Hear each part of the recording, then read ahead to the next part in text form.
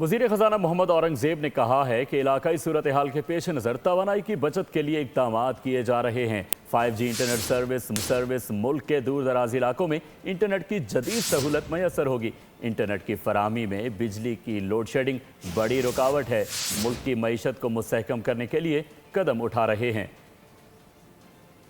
New economy, whether it's AI, whether it's blockchain, whether it's Web 3.0, all of this is going to be helped in terms of the spectrum availability and as we move into 5G.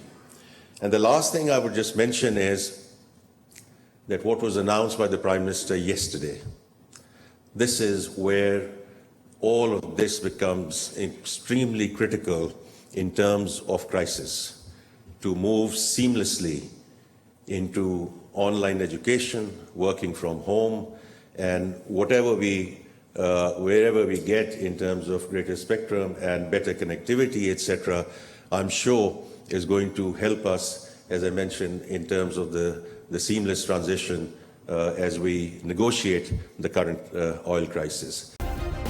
Subscribe करें और bell दबाएं ताकि कोई खबर रह न जाए।